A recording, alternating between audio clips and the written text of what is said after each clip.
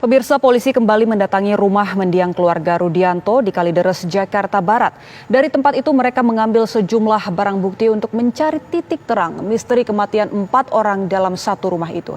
Ada rekan kami Eka Nugraha yang akan memberikan informasi terbaru dari sana. Selamat siang Eka, apa saja barang bukti yang diambil polisi dari rumah keluarga Rudianto?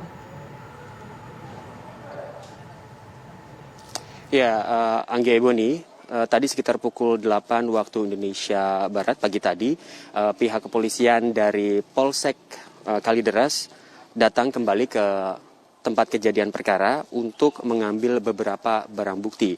Dan kami tadi sempat melihat ada sejumlah buku dan juga satu CD di dalam kantong plastik begitu yang dibawa oleh petugas kepolisian.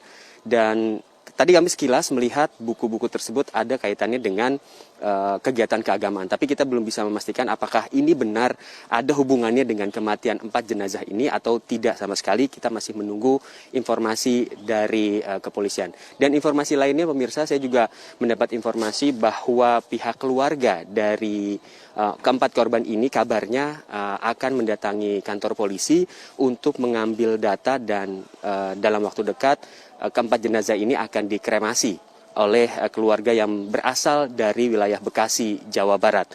Dan saya melaporkan ini 50 meter dari depan rumah tempat kejadian perkara. Ini mengingat bahwa aroma yang tidak sedap masih tercium hingga saat ini. Dan warga sekitar pun masih merasa tidak nyaman pada saat hilir mudik di depan rumah tempat kejadian perkara ini karena memang aromanya yang cukup menyengat begitu. Dan kami akan mengkonfirmasi kepada salah seorang warga mengenai kegiatan sehari-hari dari keempat warga di Komplek Citra Garden Extension 1 ini. Ada Ibu Desi. Ibu Desi, selamat siang. Selamat siang. Bu Desi, kami penasaran bagaimana keseharian dari 4 orang korban ini yang ditemukan tewas di rumahnya. Sehari-hari ini kegiatannya apa?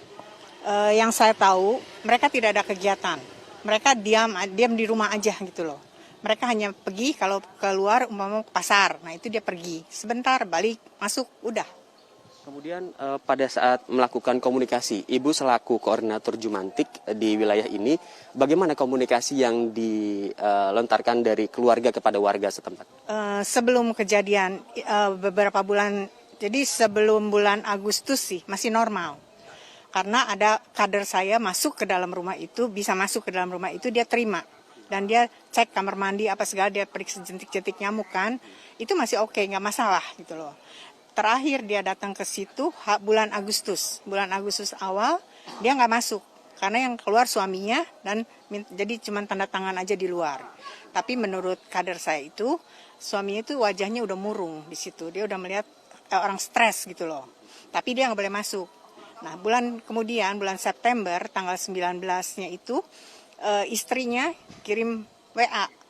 Dia kirim foto kamar mandinya, foto ember yang ada airnya. Terus dia bilang, kamu gak usah datang ke rumah saya lagi karena saya udah kirim foto ini. Dia bilang, jadi gak merepotkan kamu. Oh, berarti sudah membatasi komunikasi dengan warga yang istilahnya untuk mengecek Jumantik saja sudah dibatasi begitu ya? Terakhir itu dia bilang, kamu gak usah datang ke rumah saya udah kirim foto ini. Dia bilang gitu, jadi kamu gak usah repot. Oh, tidak ada alasan tertentu karena apa begitu? Enggak, dia gak bilang apa-apa, cuma kirim foto itu cuma bilang begitu doang. Supaya kamu gak repot. Untuk kegiatan keagamaan mungkin di sekitar sini atau kegiatan 17-an begitu, sering berbaur nggak Bu keluarga ini? Tidak pernah, nggak pernah. Warga-warga lain sih kita suka 17 Agustus, kita suka bikin upacara, bikin lomba-lomba gitu. Dia nggak pernah. Kemarin ada hasil sementara bahwa keempat korban ini tidak ditemukannya sisa makanan ataupun minuman di dalam lambung mereka. Ini masih ditelusuri ya Bu ya. Dan kalau begitu, apakah ini ada kaitannya dengan kelaparan? Dan kalaupun ia terjadi kelaparan, apakah warga di sini tidak melakukan perhatian begitu? Atau mungkin ada contoh kasus pada saat ada warga yang sakit, kemudian perhatian warga itu lebih begitu? Saya rasa kalau memang dia terbuka, pasti kita akan menolong.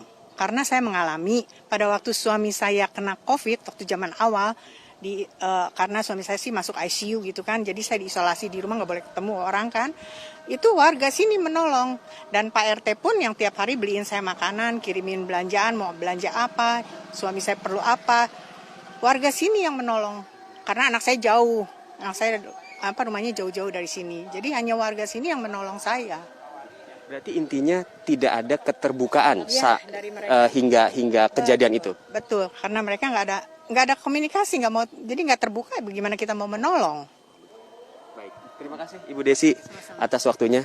Dan Anggia Ebony, seperti yang dijelaskan Ibu Desi, dan kami juga mendapat informasi lain dari warga yang berada di sebelah rumahnya, itu memang aroma tercium sangat kuat pada saat pekan lalu, dan warga atau tetangga di sebelah rumah ini sempat meminta tolong kepada petugas pengamanan di komplek ini untuk mengecek apakah di atas rumah mereka ada bangkai tikus atau mungkin bangkai kucing yang tersangkut di rumah mereka. Tapi ternyata pada saat dicek, rumah warga tersebut tidak ditemukan adanya bangkai hewan, tapi memang tercium aroma dari rumah sebelah. Nah, saat itu pula warga yang berada di sebelah rumah tempat kejadian perkara ini melaporkan kepada RT setempat untuk dicek kondisinya apa yang terjadi di dalam rumah tersebut.